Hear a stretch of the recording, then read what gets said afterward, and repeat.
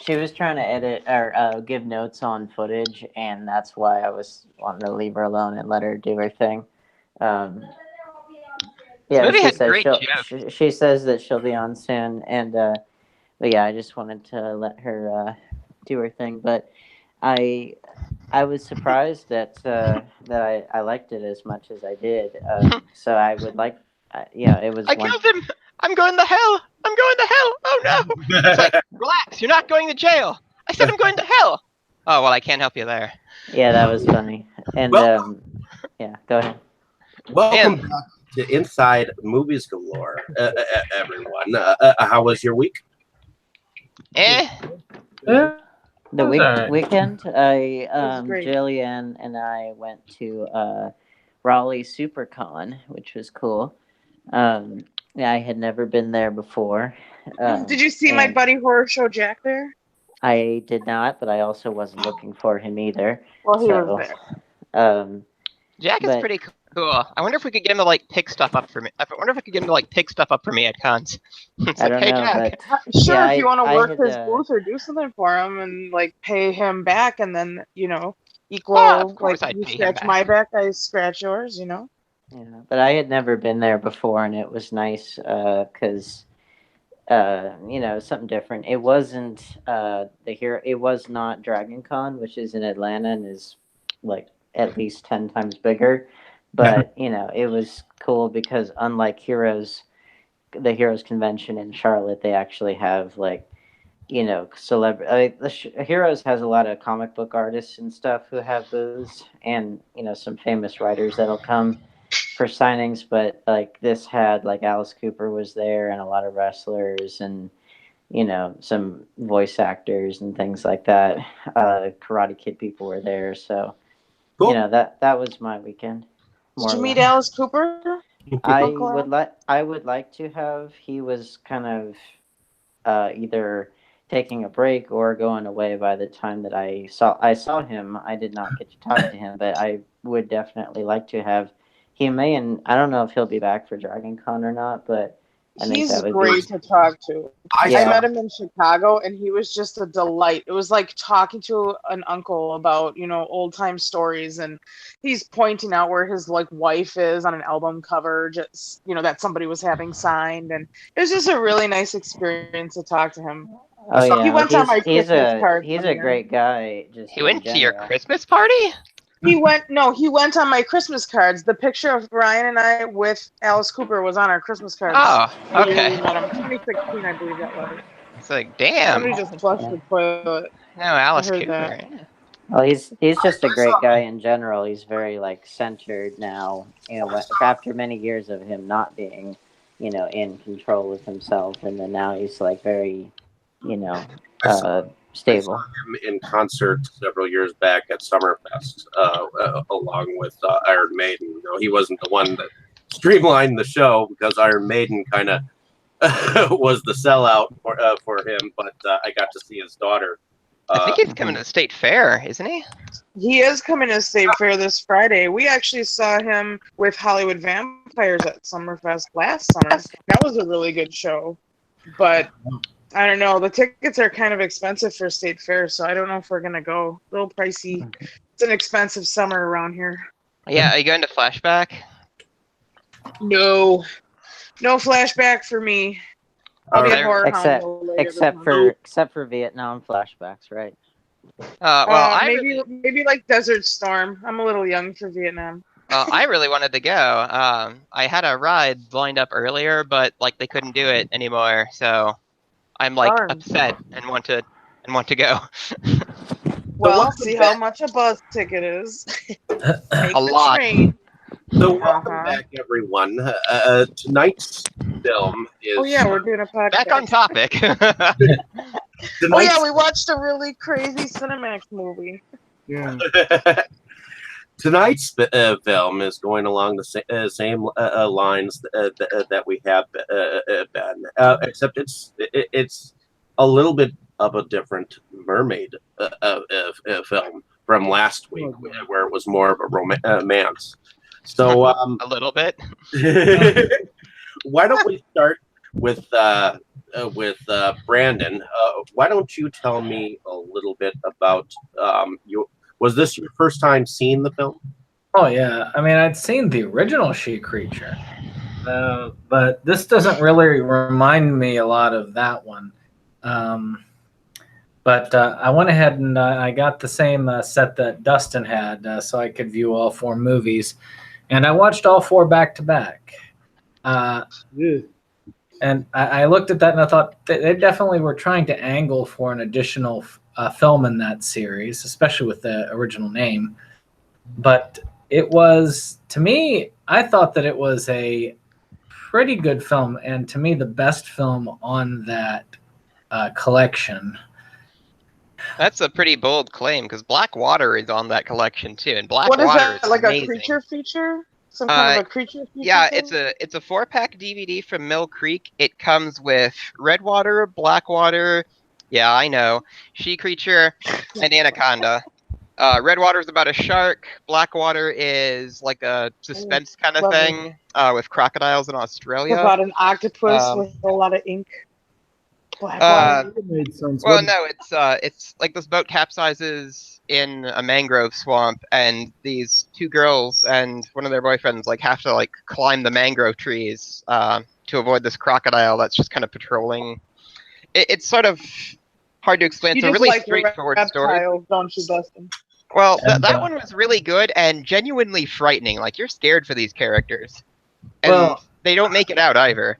I was actually hoping for one to die, so she annoyed the heck out of me, and I wondered how she lived as long as she did. She did die. She bled out. Yeah, but it took the whole movie.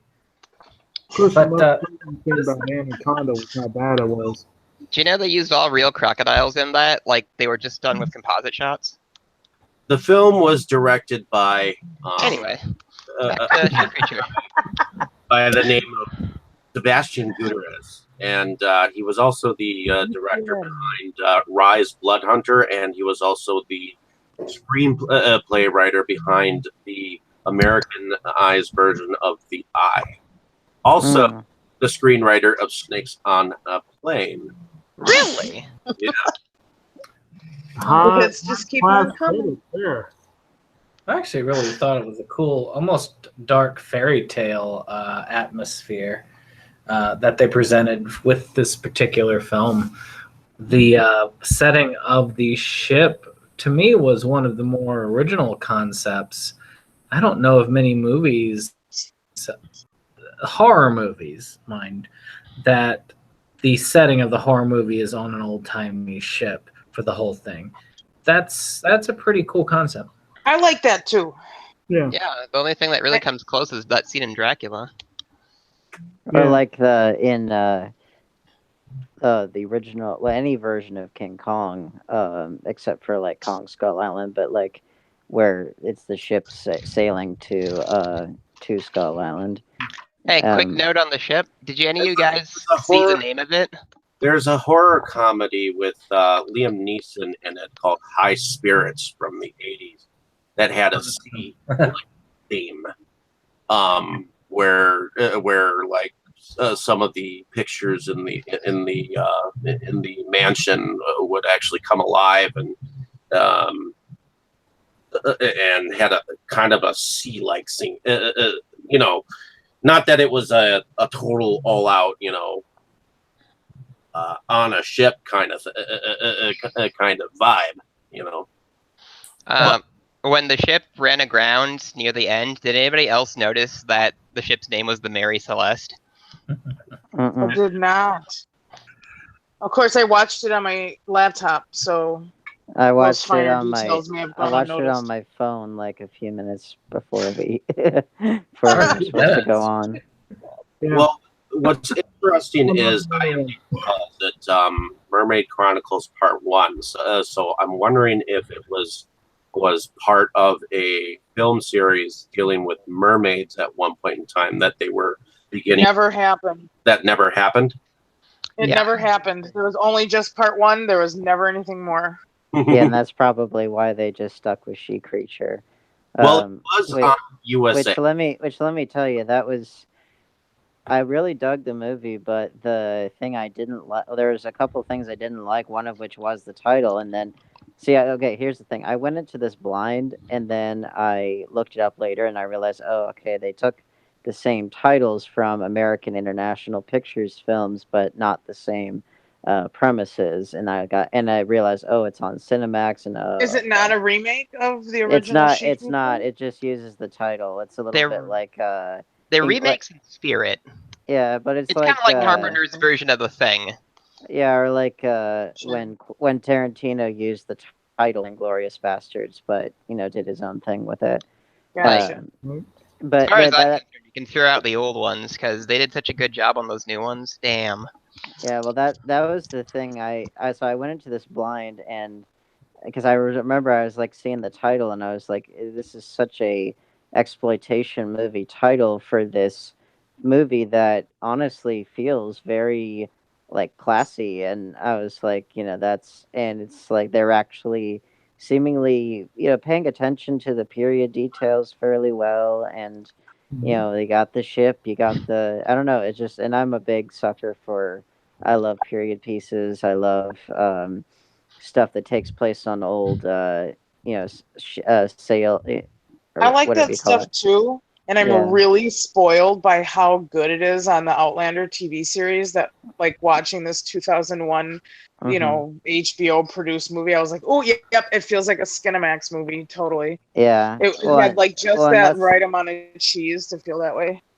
yeah. Well, that was the thing. I was like, I was very pleased that they seemed to be caring about the periodness of it, uh, relative to a TV movie of that time period.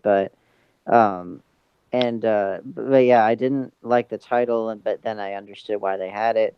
I wasn't a big fan of like the red filter when you went into first person death vision. I thought that was a Yeah, little. like I that thought that was was a little hokey. too much, especially because the rest of it is trying to be like a really legitimate movie.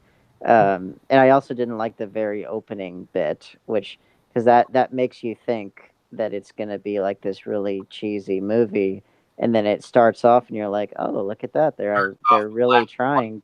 it starts off black and white, doesn't it? Well, I like That's like black a and white, flashback obviously, but scene or whatever of that the Yeah. Yeah. wife of the old man. So yeah, yeah, well, and I get why it's there. It's just more like, it was a it weird wasn't a placement. it was not a it was not a good way to start, even though the rest of it immediately afterwards is like, oh, this is, it feels like a whole separate movie has started, but Well, but a good one, you the know. film was shot in 18 days. What does that tell you as a Oh shit! uh Really? They were on Wow. a Mm. That was I really can good for tell. 18 days. Huh. Yeah, definitely.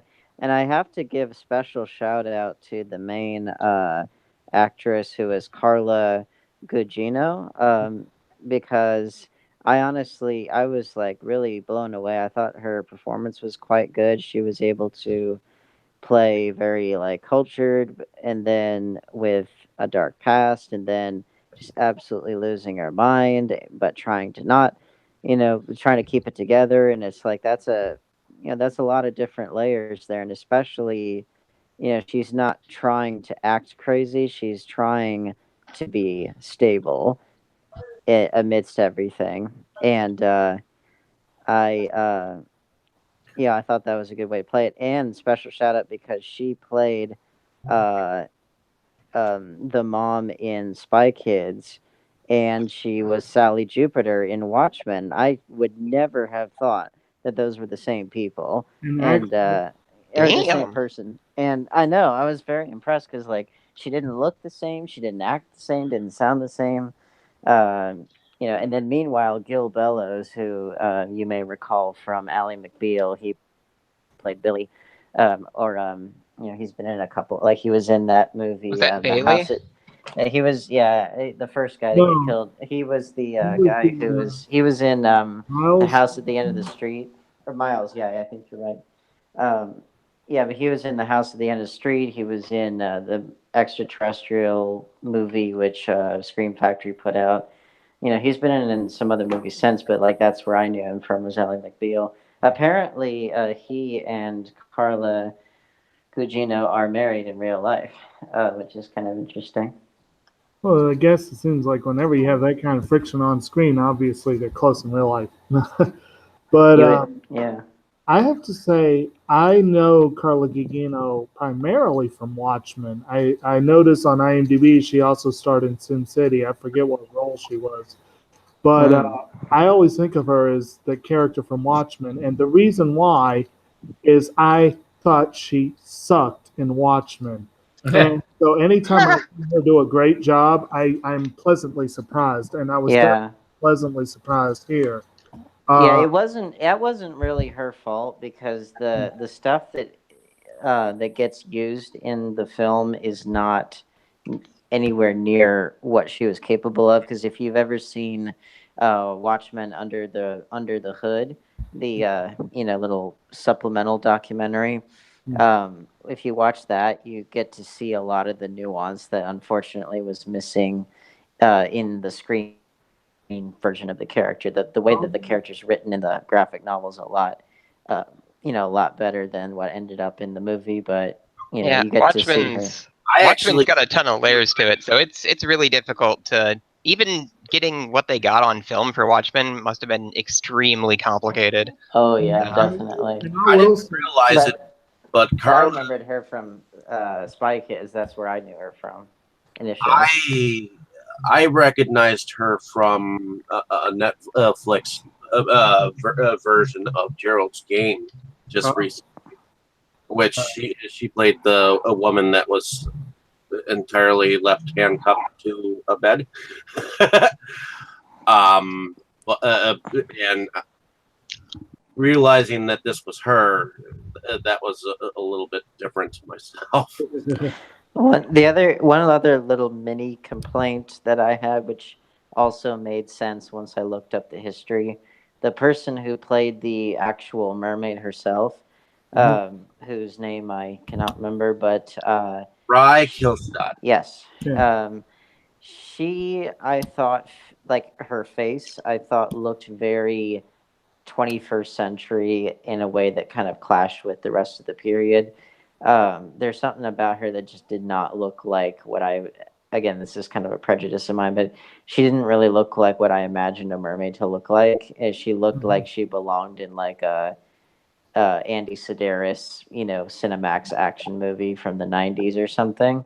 And well, then I looked it up and it was like, oh, well, this movie, okay, I get it. she's supposed to have kind of a supernatural otherness to her. Yeah, So don't you think that really fits in with it does not, and character? especially now that I know that what it's made for and everything. It's like okay, because Also, like in my head when I think mermaid, which again this is very very subjective and not very fair, but like Your when I preconceived notions about mermaids. Can't wait yes to hear that. when I think of mermaid, I think of somebody with the face of like Rosie Huntington Whiteley, or I don't know if it's Whitley or Whiteley, but or like Miranda Kerr, or I don't know if it's Kerr or Carr. I'm getting my names wrong, but for whatever reason, those two people, I immediately thought those could be mermaids. Who are they?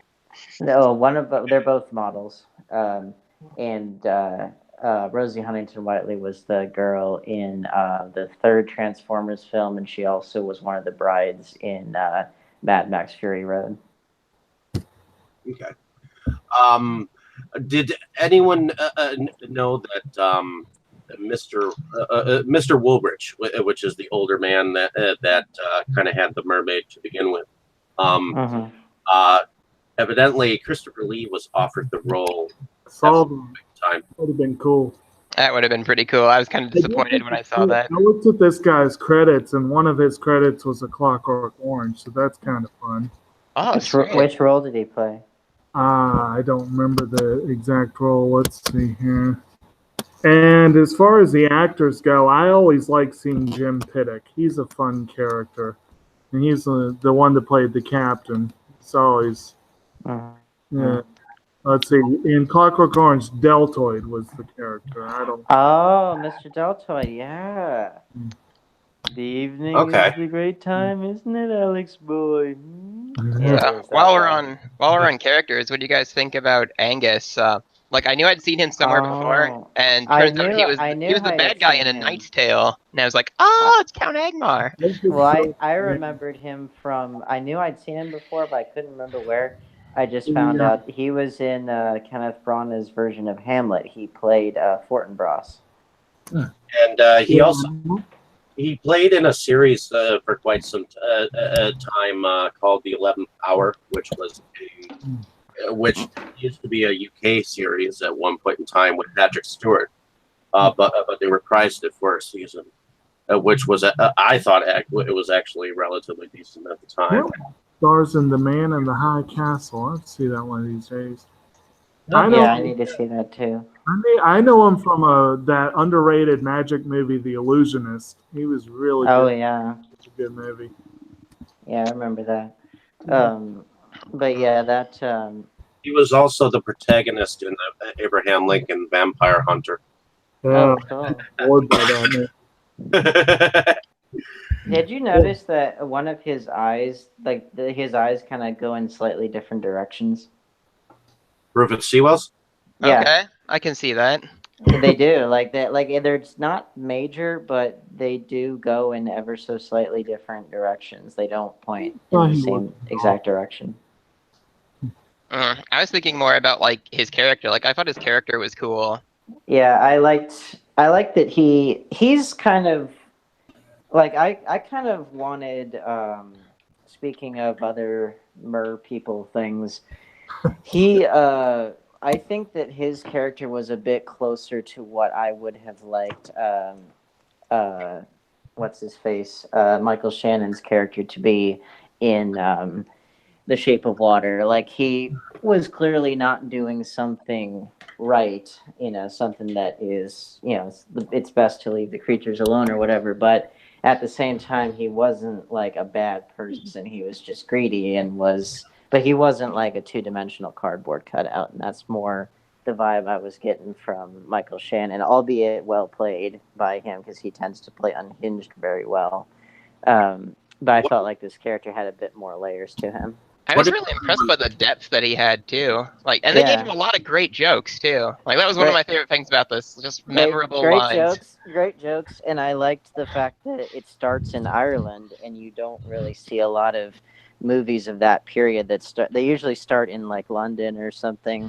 And granted, you had a British leading lady, the character, not the actress, but I like that he was very Irish, and you have a lot of Irishmen in there, and it just helps to provide a little bit more variety. If you're in that region of the world, and if you can do like Irish or Scottish, it's like there you go. That or Welsh, it's like you can add a little bit more zest to it than beyond what we're used to. I actually thought the cast had pretty good chemistry overall. Though I kept thinking to myself, this guy is going to beat his wife or throughout half of this, but he never did. He never really shown himself out to be a truly bad guy, other than killing the one guy at the beginning. Yeah, and even that was like a total accident too. Yeah, but that's why I liked him. Is I feel like oftentimes in life, in movies we tend to or audiences for whatever reason tend to really glob onto the bad guys who are just like rage monsters. And granted, there are a lot of rage monsters out there, but I often find that some of the more the people that can do the most damage are the ones who have good intentions and who aren't necessarily bad people, but are led astray by misinformation or by human desires like greed or whatever. And those can often end up being the most destructive forces, I was genuinely sad at the end when he died too. Like his last little speech of like reassurance, like I just wanted a future with you and to grow old with you. And then he tries to slow the monster down and fails, but it was like, aw. I liked that there was a cameo by Gil Bellows, who played Tommy in Shawshank Redemption. Yeah, that's who I mentioned. He was Billy in Ally McBeal. I can't say honestly. I felt that bad about most of them getting it at the end. Although I felt a little bad about the other two that came from Ireland. The other two, Bailey and what was the other dude's name? I don't remember what the other guy's name was. Like, I just remembered Bailey because they said his name a lot. I just felt kind of. Was it Gifford or That might have been right. yeah? I Well, I just liked felt the like both of them came across as more decent and not quite as. You know, I just Rufus Sewell to me seemed more headstrong, not really listening to anybody, not really, and the other two seemed more reasonable and or at least you know. Well, I don't know. I felt worse with them than I did with the other. well, You said we were going to go to America with the mermaid and be rich. Not let's kidnap the queen of the Wutsits and that turns into a monster and eats people. I like that. One of the things I also liked about this, which I don't think a lot of here's the thing that I really liked as far as period accuracy is that they were able. They had. I think it was Bailey. Was his accent sounded Caribbean to me? Is that correct? Did I everyone think I else would get go so. with that? that. Yeah. That's what I thought. Well, what I liked about that was in the opening when they said zombie, and he was, of course, the zombie because in that time period, in that industry, then, of course, the one with dark skin in a light skinned country, they're going to signal him out as the other. So he's like, the perfect candidate for it. But at the same time, like, he's one of the gang. And there's that kind of delicate relationship that, like, the captain has where he's like, I'm not opposed to him coming on board, so he's like being in the same room with them, so it's like he is being progressive, is also acknowledging his own, like acknowledging the system as it existed at the time and that kind of stuff. And it's like there was some surprisingly delicate handling of the social racial politics of the time in a way that wasn't out of period, but also wasn't. It didn't make it about that. It was. I felt like it was actually fairly believable for the time, and I appreciate that whenever people get that more or less right. Yeah, I'd agree with that. Like, I liked how they like were so accepting of him too. Because it was you get the feeling that the circus was kind of like this whole like band of misfits who were Yeah, like all like the pretty circus is the great equalizer, yeah and that's like that's and they treated it as such, but they also didn't ignore the fact that at that time in that place, it wasn't. Now slavery had been outlawed in England long before it had the in U.S. I don't know if it was long before, but like they were ahead of us on that front, and so and they also just didn't have they their our history of slavery and racial identity is baked into us in a way that whenever any kind of racial issues are brought up with England and Europe in general, it can often be more nationalistic than it is in America in a way that it seemed like they were doing their homework is basically what I was saying. Yeah, there was kind of a little bit of interaction that I really liked too. Where like after the show, it's like, "Can I go out to the pub?" And it's like, "No, zombies don't go to the pub." And he was like, "Oh, come on." Mhm. And like you think it's kind of gonna kind of go in that direction, but instead it's just like, "Nope, I need you to do this thing instead." It's like, but I always have to do Mhm. that. Welcome to show business. Yeah, I like that. Actually, I had a question about the rest of y'all. At the end, I though I wasn't 100% surprised with the ending, I wasn't quite 100% where it was going to go. I had an idea where it was leading, but I thought that it could have been different at the end, enough to where it still kept some freshness at the end. There's also a part of me that kept thinking to myself, ah, she's going to take the other person and they're going to take her and she'll be a mermaid at the end or something.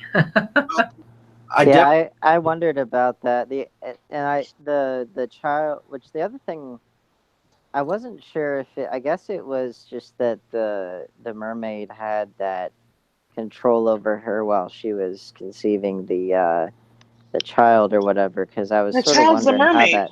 Yeah, that's what I was wondering was like how that worked Yeah. because because the mermaid herself is the queen, so she's a female and she's not able to impregnate her in that Yeah, same way, but and yet The explanation I saw was that like the mermaid could that the mermaid could use its like mind powers to possess women, and Yeah. so that's how even an infertile woman could conceive if she was possessed by the mermaid. that's kind of So what I figured, but although I totally knew that as soon as they were mentioning like the whole pregnancy thing, I was like, here we go, mermaid kid or something like that, and that was again not bad. I just had you it ever? was it was kind of expected in a movie that was more unexpected than or more of a pleasant surprise than I thought I was gonna get. I think they were going to do a second. It really, to me, it felt like they were setting up to do a sequel to that. Well, they were.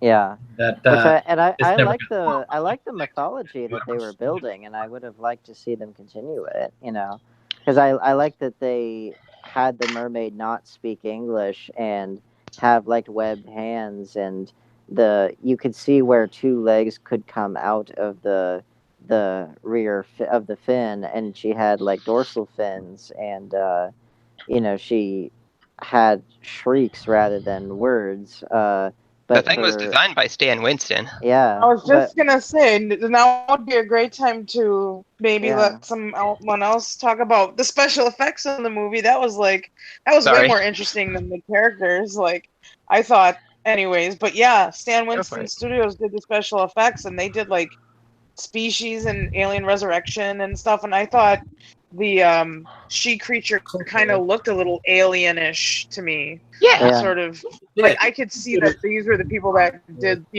Jurassic Park and stuff. And Pumpkinhead. I saw a fair amount of Pumpkinhead in there.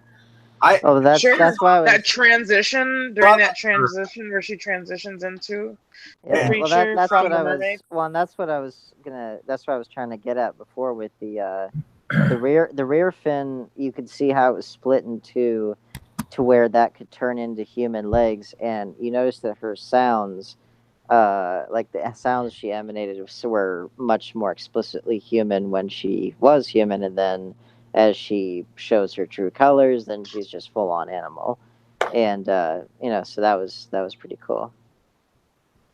But Yeah, I thought the effects were the highlight of the movie for me, really. Like the storyline was okay. I was entertained the entire time, but the special effects were cool. Like aside from like the CGI water and like island, the Yeah, 2001 like horrible CGI of it was a little it landscape was a of little water. dated, but Yeah, I've seen totally. I've seen But worse though. I've seen worse. the practical effects were right on, I thought. Yeah, I think the And the the I heard effects somewhere that it were was like the effects held up they more. had to make a No, keep going. I heard they had to make a body double type thing, like all the stuff they built, like uh, a replica mermaid for shooting certain scenes in that tank and stuff. I That thought was like, something looked off. yeah, it was like a 200-pound like dummy mermaid for like some of those shots. Well, Which is For like when interesting. they carried her. Yeah, or when Yeah. she was floating in the tank, like near the beginning, and it's like, wait a minute, like Yeah. something looks slightly off. Like I what caught do that too. know is that she Raya Kilsjet? She spent 3 hours in makeup a day.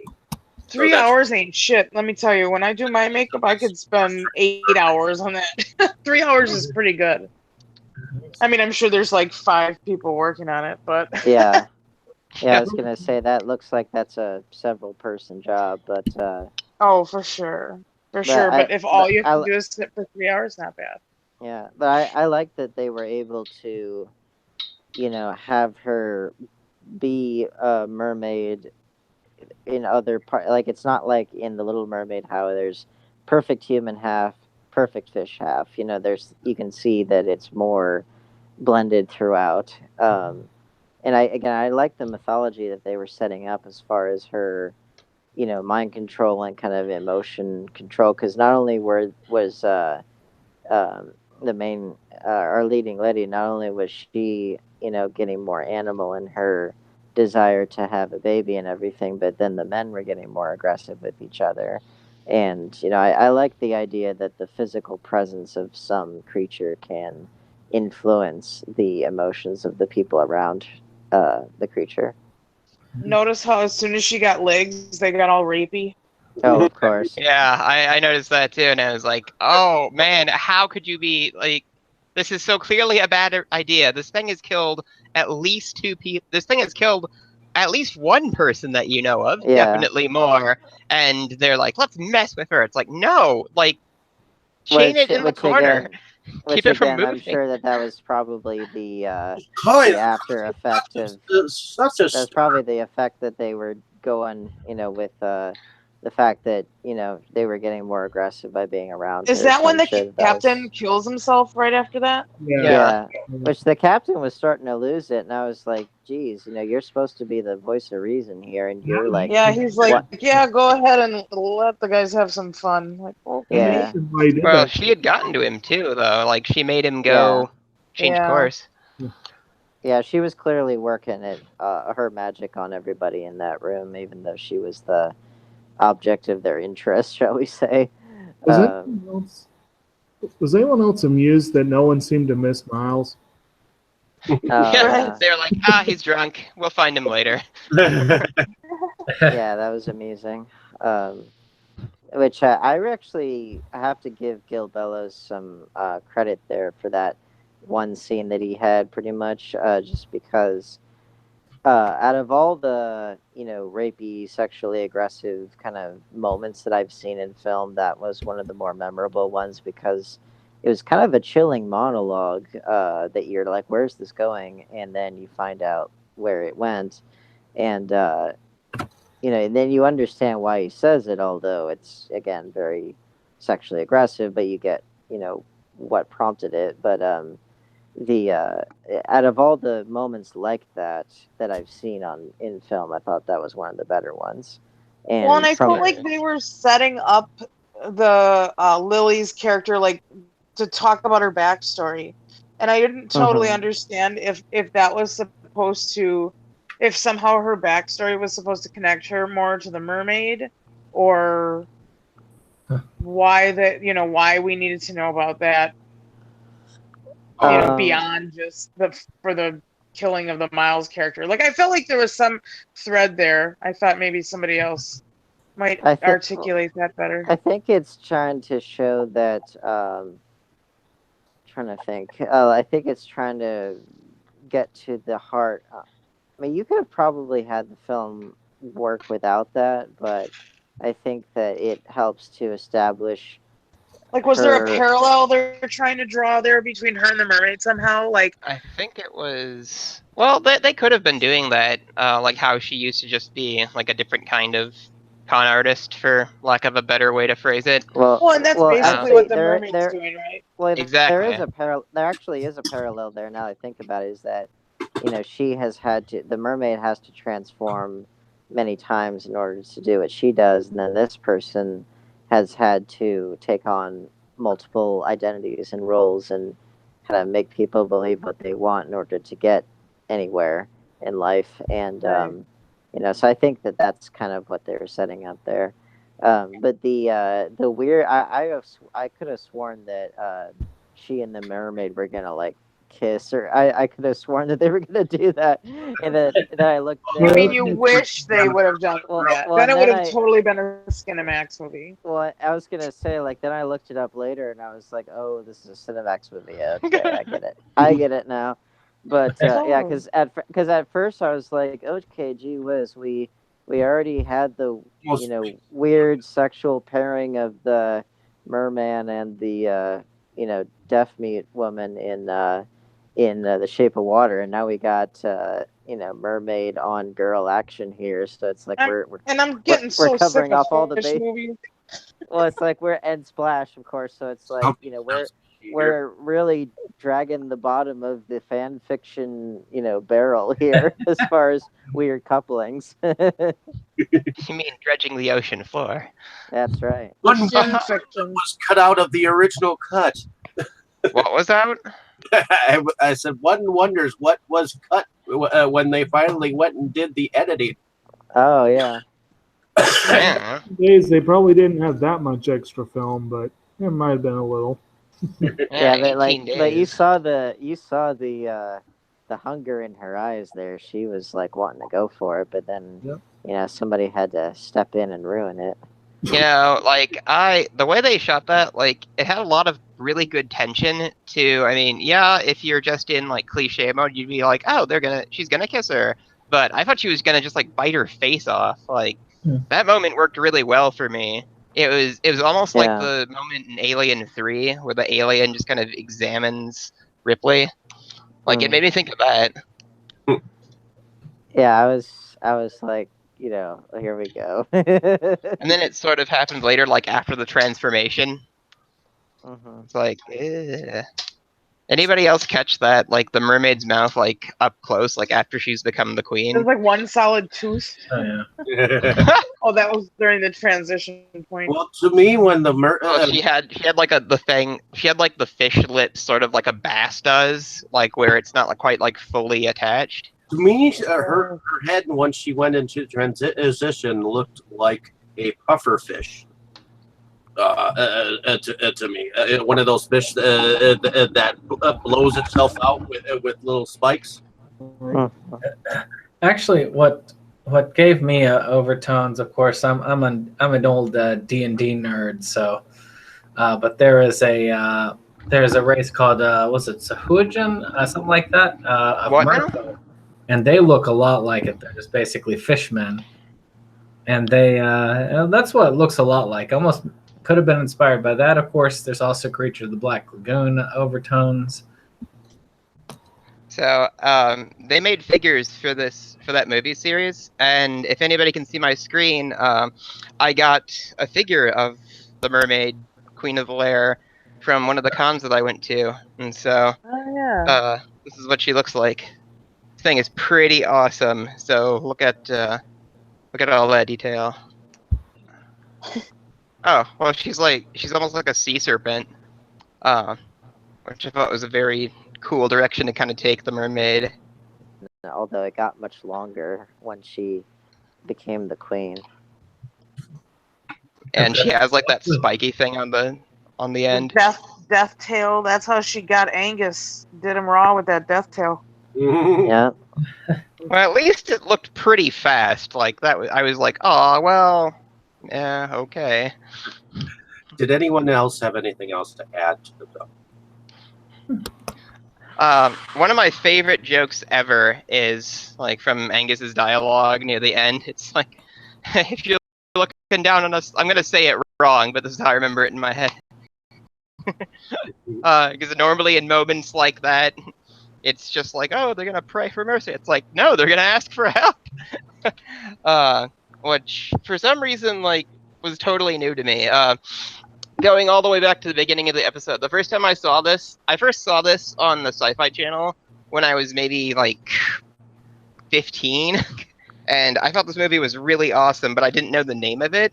And so for many years I was like, oh, I wonder what that really awesome movie was called. Oh, She Creature. Like I don't think I knew the name until like 3 or 4 years afterward. Yeah, it's kind of interesting how those types of things happen. I mean, I had a movie like that, and then suddenly when I got the Empire box set, it just appeared in the box set one day. It's like, oh, that's that movie. That's what that was, yeah. Those are movies come Well, from the Well, it's like you see many of these films that are either made for TV. You see them in bits and pieces because you either catch them like in the very middle or at the very end, and you always catch them like when they either just started or whatnot, and then you're like, what was the name of that film? So this is like we already covered before. This is part of a series where they remade like a bunch of old monster movies. Like, has anybody seen any of the other ones? I've seen Earth. No. I've seen Earth versus the Spider, and I love that one. Like, I think that's the only other one that's really any good from what I can tell. believe Earth versus the Spider was one of them, and wasn't the Final Days of Planet Earth another? I know How to Make a Monster was one. Yeah. There were 5, right? It was like Teenage Caveman was another, that's right. and then God. yeah, because they came out with these films in what they called creature feature DVD. They came out with 5 of them. Yeah. So. Yeah, that was why this one had like that weird crummy graphic at the beginning, creature features, and it's like, haha. Yeah, I wondered about that. That was another thing that didn't give me a lot of early promise for this, and then all of a sudden after the opening, then the setting all of a sudden changed to the The surprisingly good drama unfolds, and you're like, wait, what's going on? Yeah, I was like, what was that? Because again, the logo looks so bad, and I was like, oh boy, here we go. We're gonna get another, movie that was made for $10 in someone's backyard, and then it turned out no, we were getting a good movie. Alrighty. So, did anyone else have anything else that they wanted to touch on the film? I don't know if I already told like the other joke that really stands out. I know I did in the pre-show, but when like they accidentally kill the old guy, like they like push him and he has a heart attack, and Bailey's freaking out. It's like, I'm going to hell, and like Angus just grabs him. It's like, calm down, you're not going to jail. I said I'm going to hell. Oh, well, I can't help you there. Yeah, I like that, and I liked. I just like mermaids in general. This is the movie that I'm thinking of is not about mermaids, entirely, but it has mermaids in it. Is and I bring it up because it was one of the first times that I had seen non-glamorized and non-friendly mermaids was the 2003 version of Peter Pan, where the mermaids are quite aggressive. And Aren't they trying to kill Wendy in the Disney one? They're more like just trying. They're just being a little rough with there it. were also mermaids that were a little bit more violent in Pirates of the Caribbean on stream. Yeah, that's right. Actually, has anyone ever read Peter Pan? Not all of it. It's actually much darker and creepier than the Disney versions, and I believe the mermaids were kind of dark in that too. Yeah. I was going to say Peter Pan was a book. Tiger Lily. Well, it started off as a stage play. It was not that's how I first saw Peter Pan was as a play. Yeah, it started off as a play, and it was something that evolved into a book, and then it entered the public domain, and it anyone who wants to do a Peter Pan movie can do one. Also, I've got to say, there's a long tradition in manga and anime of mermaids being depicted in much darker tones. Like Septum and I finally saw Mermaid Forest last week. It's a sequel, the prequel to Mermaid Scar, which is one of the best horror films I've ever seen. That's a horror film. But also the series Rosario to Vampire, where they have lots of different creatures. The mermaids in that series are evil, little, nasty characters. They tend to play them a lot darker, and I liked how the movie tied it into the Legends of the Sirens, because that was actually something I was going to do in my own writings when I get there one of these days. It is just a different variation of the same legend, but the Sirens are definitely a very dark story. And very much how they decided to set up the ending is they used the Siren story to set up that ending, and that really was to me, I thought it was a great way to end it by doing that to the island, because that's exactly what the mermaids and the sirens, if you combine the tales, that's what their job is to do, is to wreck ships. Yeah. Which brings Yeah, that was pretty eerie too. At the end, where she's just like throwing the corpses overboard, and there are dozens of mermaids just like pulling them under. It was like, eh. Yeah, I really love that, and that was an example of less is more, where like you didn't have to see them all in detail, but just seeing the multitude, that's what sold it, and just hearing them shrieking and being very hungry for meat and all that stuff is just like, oh, that was nice. I just felt like it was someone standing on the dock throwing food out to the fishes and them going. It just. It was surprisingly Well, effective. I liked the queen's body language when she was throwing out the meat to the other mermaids. She was very kind of clearly showed that she was a leader without having to say anything. well, Did anybody, sort of side note, did anyone ever see the somewhat related Courage the Cowardly Dog episode? Remember Courage the Cowardly Dog. I didn't. One I of didn't the watch it as religiously as one The of Grim the Adventures of Billy creatures and Mandy. one of the creatures Courage encounters is this. She's called the Queen of the Black Puddle.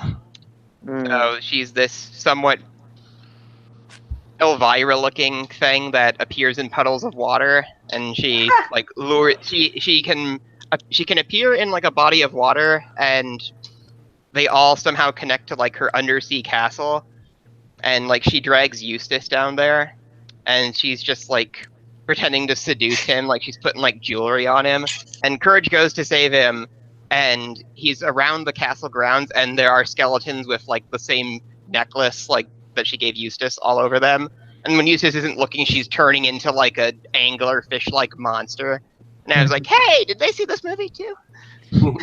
Maybe. I mean, Billy and Mandy has a lot of obscure references to like the Cthulhu mythos and things like that all throughout. Plus, it's like Queen of the Lair, Queen of the Black Puddle. They hit you on the head with it pretty hard. Yeah, That's Mermaid Chronicles Volume 2. maybe. Why not? Damn, I love this movie.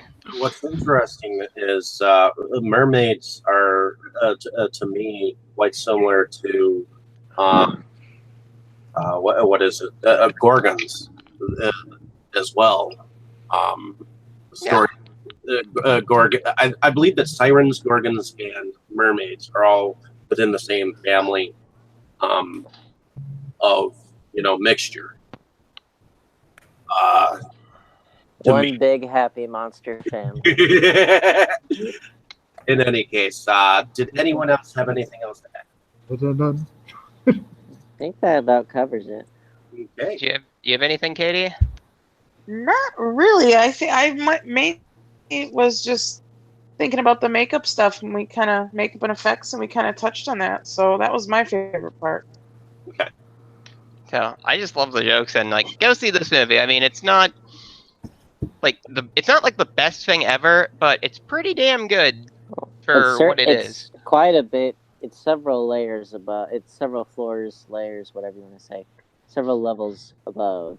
Made for TV movies.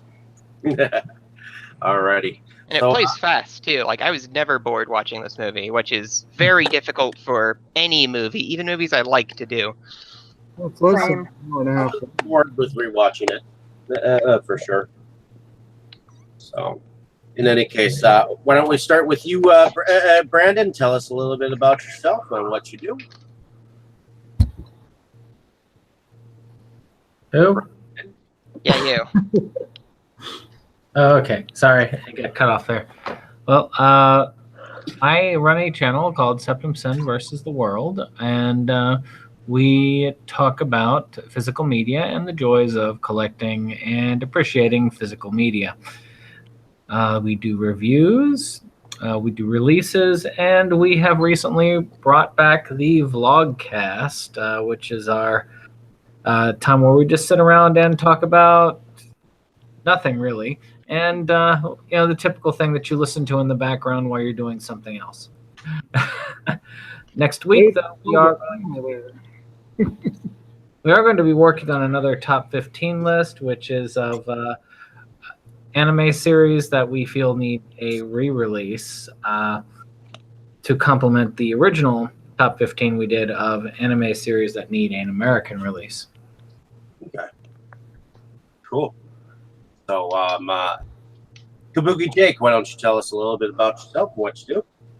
All right, I'm Kabuki Jake. As he said, I frequently guest on Substance versus World, and basically work. One of my other jobs, of course, in the work library, so I deal with media all the time, and it's a fun hobby, and I always enjoy, reading, viewing, what have you, and I love get with people about about these things. And yeah, that's like you said, we got this big list coming up. I'm hoping we can do like a semi-regular, and of course, any movie geeks, feel free to throw some ideas out. But that's pretty much it at the moment. And working. Yeah. Most definitely. Katie, why don't you tell us a little bit about yourself and what you do? Sure, I'm Katie Cadaver from Milwaukee, Wisconsin, and I'm a body positive horror artist and alternative model. You can find me at patreon.com/Katie Cadaver or on Instagram at 3RDEYE0PEN. I'm also the makeup artist for horror punk band Rat Bat Spider, and you can listen to them on Bandcamp or go see them live Saturday, August 11th at Frank's Power Plant with The Slurs and Voice of Addiction. And I'm also a Dead Girl for Dead Girl's Dark Coffin Classics, and you can watch episodes at vimeo.com/DDCC. And I perform and produce for Grindhouse Tees Burlesque. And I'm going to be performing on Friday, August 10th with the Cream City Cabaret for the Flesh Trade After Party. Also, there's going to be a couple bands there, Something to Do and Lady Cannon. So come out and see us, the Cream City Cabaret, at Frank's Power Plant on Friday, August 10th. And I am also editor for Movies Galore of Milwaukee, and currently looking into some interesting films to possibly review. And then I threw out to David an idea for a movie for us to do, Which I just found it on the podcast. Yeah, he has it. Surprisingly enough. Yeah, What is it? it's called Honey Spider. It's the guy who directed the making of Rob Zombie's 31 actually directed this movie as well. actually, Like the making of the documentary. Josh Hasty, yeah. Okay. And it sounds like a good one, so I thought it would be fun, like even if we did it closer to Halloween, because it's kind of a fun Halloween movie. all right. Well, we'll keep that one in mind for the future. Maybe we can save that one for Halloween or whatnot.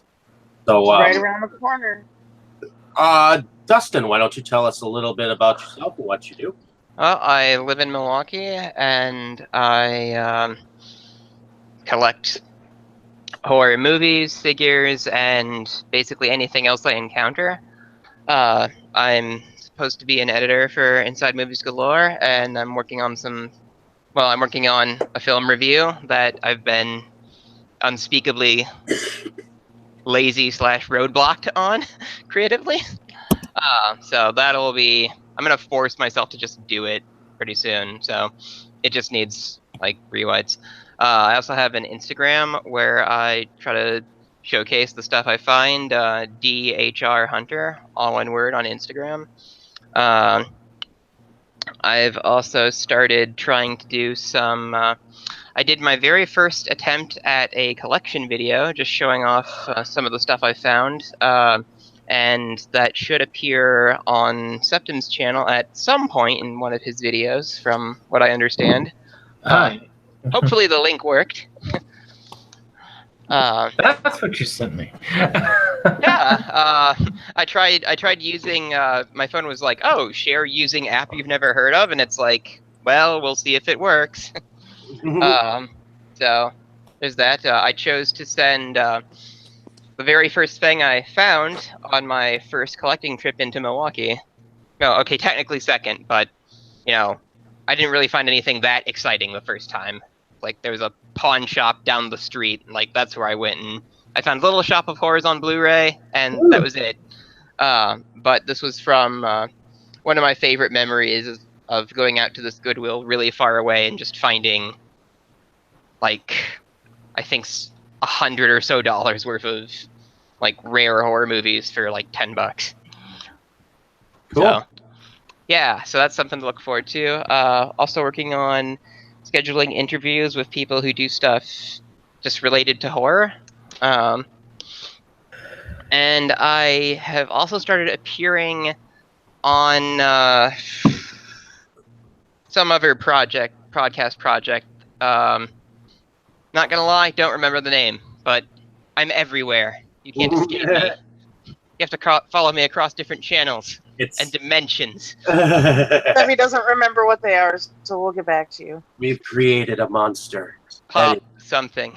You need to let me know how to cross dimensions. I'm curious. It might be reptilian. I stole that. I stole it from one of my favorite podcasts. Like the guy was talking about his other projects on his main thing, and the co-hosts were joking. It's like, yeah, you have to follow him across all the different mediums, and then he just chimes in the background, and dimensions. He just says it like that. I love that joke. Dane, why don't you tell us a little bit about yourself and what you do?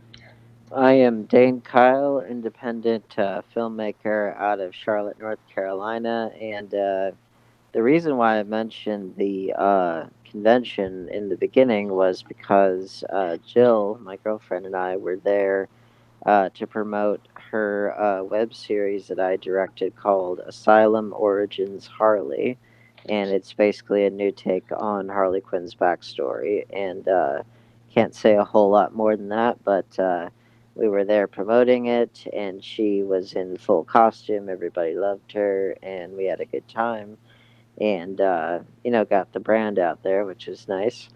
And so that's on the horizon, and so definitely keep an eye out for that.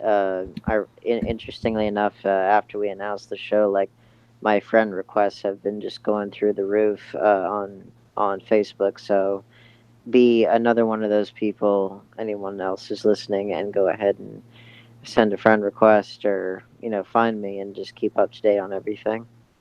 Cool. In any case, definitely like, share, subscribe. My name is David Streggy, and I run Inside Movies Galore, and I discuss it with this rowdy bunch. And we like to talk about different movies from time to time. So definitely, if you enjoy listening, comment down below what your thoughts were, how we described the film to ourselves and to you. And does Dustin talk too much? Let your voice be heard. Definitely. Definitely look out for more exciting films that we'll have down the road for you. In any case, I have finally received a rough copy of Wrestle Massacre. So it's real. Holy shit. I don't know whether we'll be discussing it here or not, but if anyone wants to, I'm sure that we can. Remember, it is the rough cut, so I don't know whether it is the going to be the final version or not. But we could definitely, possibly do it one of these evenings. So definitely look out for a possible review online first, and then possibly a discussion about it. So, in any case, like, share, and subscribe, and enjoy your evenings or mornings as you see it. Alrighty. Everyone say good night. Night. Good night. That's fine.